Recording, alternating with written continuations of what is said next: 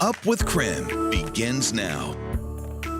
7 a.m. on our Monday morning. Take a look at that. Right now here on Up with KREM, snow has returned to the inland northwest. Jeremy Legoo has the latest.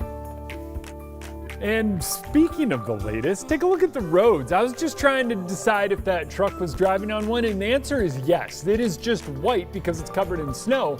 I'll explain why all that snow is sticking.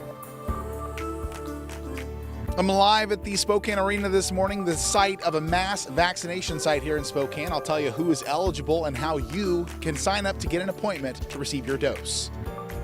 You could see obviously water everywhere. Fire was crazy.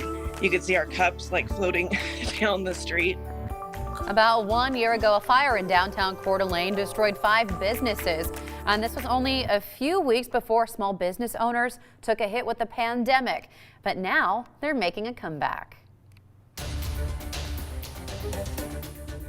All right, 7:01 now, waking up to a little snow overnight. We saw just under 1 inch of snow at the Spokane International Airport. But hey, more snow could be on the way this week. If you're heading out this morning, though, you may want to consider adding a little extra time to your commute. That's right, Jen. Well, the snow started last night, and we're expected for it to continue to fall across the region this morning. That's right. So Jeremy Legoo is tracking the start of your work week here hour by hour. But first, we want to check in with Nicole Hernandez. She is outside this morning giving us a live look at the roads. Hi, Nicole. Yeah, good morning, Jen and Dana Marie. So right now it is very cold. We've got a tiny bit of flurries still hanging around in the sky, but the biggest thing that we're dealing with this morning is all of this snow on the ground here. So check it out. You can see we have a small little layer of snow on the ground that is on parking lots and some of those side streets, and it's still sticking on our main arterials as well. So take a look. We're here right near Northtown Mall. You can see Division here is still slushy, still gross, still not good ideal driving conditions. It's been getting slowly a little bit better throughout the morning as more and more cars are driving over the roads, but it is so cold outside that snow is still sticking to the roads, especially on those smaller roads. Most of the problems that you're going to have is going to be with those slick conditions. So you're going to want to go slow. You're going to want to leave room between you and other people, and give yourself time to get up and out of the house. Make sure you give yourself time to wipe off your windshield and that layer of snow that you're going to see on there. And then, of course, when you're driving on I-90, the biggest thing you're going to have issues with is visibility, as some of that moisture cakes back up onto windshields with the speed. Jeremy, I'll send things over to you to talk more detail about what we're seeing here.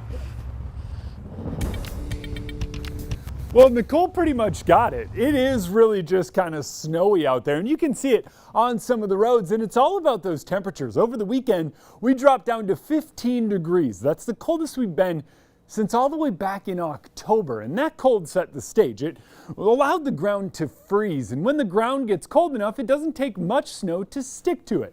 So as we sit at 25 degrees early on this morning, it stayed cold enough for that snow to stick to some of the roads, some of the grassy surfaces, and some of the hilly surfaces. I'm outside. You might have just heard some honking. It sounds like someone was trying to pull out into traffic and just couldn't get that traction, so allow extra time. Temps in the mid-20s means it's a similar story no matter where you are early on this morning. It's going to be those slick conditions despite it being just a couple of tenths of an inch of snow. Look here in the Weather Center. I have not touched this, and I'm not going to touch it because it's just a tiny bit, and this will be a great tell of how long this snow is set to stick around and how long it's going to take to melt. For now, it's not much. A couple of stray flurries. Don't expect really any additional accumulation. You might add a little bit, but it's basically negligible as we continue to get what we call compacting of the snow that's already on the ground. Basically, think of snowflakes. They're all beautiful and they got their little, extender arms and they look great, but when they come down, they kind of sit like this. After a bit, they kind of crush on each other, and so that snow will actually shrink a little more, get more packed as it sits, and become harder and even slicker on some of those roads. Temps in the mid-20s this morning, climbing to about freezing later on today. Despite climbing about a degree above freezing up to 33, it's still not enough to give us widespread melting. So what I think is going to happen is it's going to be clouds, a couple stray flurries, and those slick roads sticking around for much of the day. Jen? Jeremy, you sliding into that shot there gave me risky business vibes. I'm perfecting it this morning. I think I'm going to get this. Too funny. All right, Jeremy, thank you. 7:05 now. Well, this may be the biggest story this week here in Spokane. This week, a mass COVID-19 vaccination site is expected to open at the Spokane Arena. Joshua Robinson is joining us live this morning from the arena, now 2 days before it's expected to be up and running. Hi, Joshua. Hey, Jen, basically the last thing that we're waiting for here, at least what Chaz health officials are waiting for, is for another round of the vaccine to actually make its way into Spokane. And Chaz health leaders say that if that does happen, they will be able to open up this mass site on Wednesday. Of course, if you remember, that's 2 days later than the original date that we were told by the governor. But as of Friday, Chaz health leaders have said on our last check-in with them that they were still waiting on that supply. And a week ago today is when Governor Inslee announced 4 new vaccination sites across the state. That includes the Spokane Arena. And he says the statewide goal is to administer 45,000 vaccines per day. Now, to push counties to give as many vaccines as possible, he is requiring officials to administer 95% of their vaccine allocations during the first week that they're received. That means after these doses arrive in Spokane, officials have to give out that 95% of them by next Wednesday. Again, if all goes according to a plan, anyone who is eligible in phases 1A or phase 1B can receive the vaccine. We'll tell you more about who that includes in just a minute. But people in those phases will be able to start making their appointments on Wednesday through the Chaz Health website. According to Chaz, vaccinations will take place indoors, quote, for the sake of efficiency and to make sure people are properly observed after receiving the dose. Now, one of the biggest questions you've all asked us is which vaccine will be administered. Well, the clinic did tell KREM 2 that they are expected to receive the Pfizer vaccine. We'll let you know if that changes. But as I mentioned before, there are also 3 other sites throughout the state in Washington. Let's take a look at where those are at, starting with one in Benton County at the Benton County Fairgrounds in Kennewick. Another will open at the Town Toyota Center in Wenatchee. And the third will be at the Clark County Fairground in Ridgefield. Now, the Washington National Guard will assist local agencies in opening up those sites. In Spokane, Chaz is working with the Guard as well as the Spokane Regional Health District. Spokane Mayor Nadine Woodward says the new site is a great way to kickstart more people getting vaccinated in our community. We have a new plan to get vaccinations out. Right now, we're only getting, fewer than 50% of the supply out and into the arms of people in our communities. That's not good enough. So the fact that this is a very robust plan, I'm very, very grateful for. I'm also very happy that the state has chosen Spokane to be the site of one of the mass vaccination locations.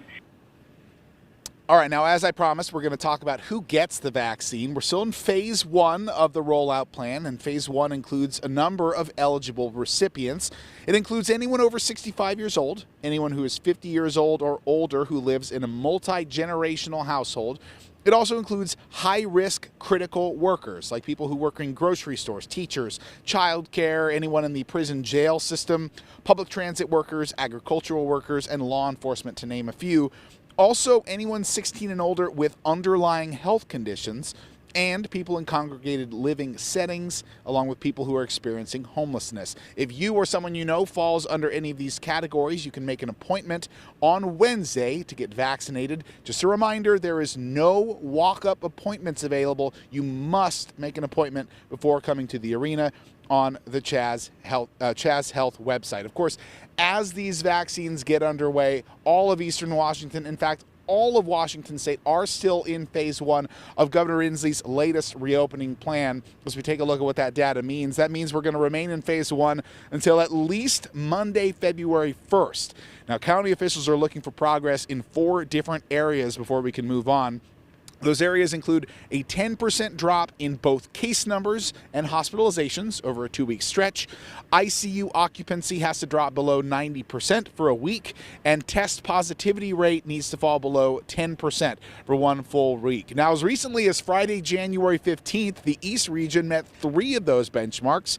Case numbers were down by 26%, and that was the second largest drop across any region, but previously, Washingtonians thought that all we needed to do was hit 3 of those benchmarks. Now we know each region needs to hit all 4 of them to reach phase 2 and needs to keep 3 of them below their metrics to stay in phase 2. Now, coming up at 7:30 this morning, not only am I going to be here telling you what you need to know about the coronavirus vaccine site here at the Spokane Arena, but also we're taking a look at how the data in Idaho and Washington compare to other states across the country. Of course, if you have any questions about the vaccine, all you have to do is text the word vaccine to 509-448-2000, and we'll get you the latest information right to your phone. And let's check in with Dana Marie McNichol this morning. A great resource there, Joshua. Thank you for that update. Well, this morning we want to know if you will get the vaccine now that it will be more widely available here in Spokane. Text us your answer, 509-448-2000. We've already seen some of those come in this morning. Most of you, even on ZipWhip through that texting feature, are saying yes. You can also head to the KREM Twitter to vote in our live poll right now. 75.9% are saying yes. That yes category continues to grow all morning long. Now, health officials are warning people wanting to get a vaccine about a rumor circulating online. Well, the Department of Health says some people are planning to camp out to get a vaccine on Wednesday. Do not do this. I'm going to talk about more about this rumor coming up at 7:25. Well, last year, a fire devastated several businesses in downtown Coeur d'Alene. Still ahead here on Up with KREM, one of those businesses is now making a comeback in a new location. That story is coming up at 7:25. I got my driver's license last week, just like we always talked about. Oh, the teenage angst song that we've been listening to. It's Music Monday in our next half hour. Why little-known songs, though, are topping the charts. We talked with experts from Washington State University about why we cannot get those tunes out of our heads.